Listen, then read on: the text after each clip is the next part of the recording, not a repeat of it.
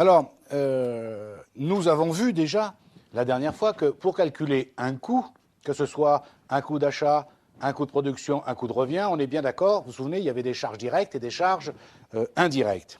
Le problème, c'est que en comptabilité analytique, on va donc prendre en compte un certain nombre de charges pour calculer les différents coûts. Bien sûr, ces charges sont, et tout le problème est là, pour la plupart issues de la comptabilité générale. Et donc, imaginez, pour faire simple, vous commencez à comprendre, ça veut dire qu'au début, le travail du contrôleur de gestion, pour faire d'une façon schématique, il va utiliser la balance comptable et par nature de charge, on fait très très simple, c'est plus compliqué que ça, mais dans l'idée, par nature de charge, il va dire ça c'est une charge d'achat, ça c'est une charge de production, etc. etc. D'accord ? Donc, par exemple, les achats de matières premières vont aller dans le coût d'achat des matières premières. Par exemple, les charges de personnel qui sont en 641, 645 en comptabilité générale, eh bien, une partie peut aller en coût d'achat. Et oui, le salaire du responsable des approvisionnements, par exemple. Et une autre partie qui peut aller en coût de production, le salaire des ouvriers. Vous vous souvenez ce que je vous ai dit la dernière fois ? Ah oui, mais s'il veut savoir ça, il y aurait quand même une technique qui permettrait de gagner du temps. C'est que quand le comptable enregistre les fiches de paye, au lieu de mettre 641 tout court, il met, par exemple, quelque chose du genre, une nomenclature. 641,01, c'est le salaire des gens qui travaillent au service des appros. 641,02, l'atelier 1. 641,03, l'atelier 2, etc., etc. Ce qui fait qu'après, pour aller chercher les informations, ça va beaucoup plus vite. Est-ce que vous comprenez ? D'accord ? Vous imaginez que si on ne fait pas ça, l'enfer, le temps qu'il faut. Il faut aller rechercher les fiches de paye de chacun, c'est un travail de fou, d'accord ? Donc, le principe est là.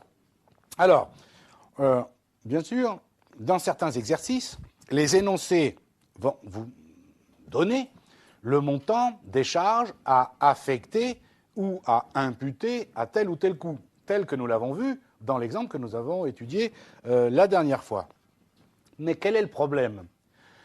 Si l'énoncé, et je vous dis que très rarement dans les énoncés c'est le cas, mais si l'énoncé ne vous donne pas le compte de résultat de l'entreprise. Donc le compte de résultat, lui, il n'y a pas d'ambiguïté, il est issu de la comptabilité générale. Si vous ne l'avez pas, vous ne pouvez pas savoir, vous, si toutes les charges et tous les produits qui existent en comptabilité générale ont été intégrés dans la comptabilité analytique. Est-ce que vous me suivez ? Si vous n'avez pas le compte de résultat, vous ne pouvez pas le savoir. Dans un énoncé, comme la dernière fois, on vous dit, voilà, les achats ont été de ça, etc., etc. Mais dites-moi, dans un compte de résultat de la compta gênée, si vous ne l'avez pas, vous ne pouvez pas savoir s'il n'y a pas eu d'autres charges que celle-là et d'autres produits que les ventes. Est-ce que vous êtes d'accord ? Donc, quel est le problème ? C'est donc obligatoirement que le résultat analytique que vous allez trouver, ou que vous avez trouvé, par définition, ne sera jamais le même que le résultat de la compta gênée. Je vous donne un exemple ultra simple. Vous devez comprendre intuitivement qu'en comptabilité analytique, par exemple, vous l'avez vu, quand on a calculé le coût de revient et le résultat, qu'est-ce qu'on a mis comme produit ? Le chiffre d'affaires, le prix de vente. Mais dites-moi, en comptabilité générale, il y a d'autres produits potentiels que le prix de vente. Il peut y avoir des produits financiers, il peut y avoir des produits exceptionnels. On n'en a pas tenu compte. Donc rien qu'à cause de cela, sans aller plus dans les détails à la seconde, vous comprenez bien que le résultat analytique ne sera pas le même que celui de la comptabilité générale. Or, dans certains examens et dans la réalité, on peut vous demander d'établir ce que l'on appelle la concordance des résultats.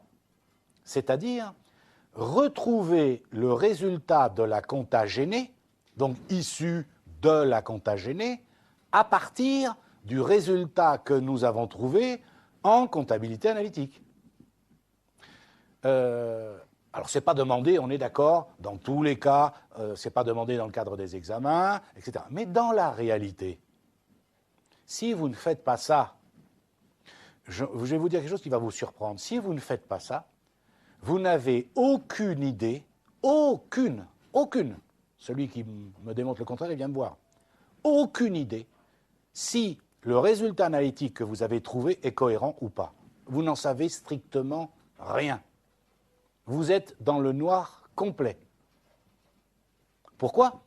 Pour savoir si vous avez été cohérent, est-ce qu'à partir du résultat analytique que j'ai trouvé, je peux remonter jusqu'au résultat de la contagénée? Si oui, alors je peux dire j'ai été cohérent. Tant que je ne vais pas jusque-là, je n'en sais strictement rien. Évidemment, j'exagère un tout petit peu. Il y a le bon sens, je veux dire, il y a l'habitude, ce genre de choses. Mais au niveau formel, je n'en sais rien. Je peux m'être trompé d'un zéro quelque part. Je n'en sais rien. Je ne peux pas le retrouver. C'est la seule façon de le faire. D'accord? Donc, le problème, c'est que avant de faire la concordance, il faut comprendre d'où peut venir la différence entre les deux résultats. Le résultat, donc, de la comptabilité analytique et le résultat de la contagénée.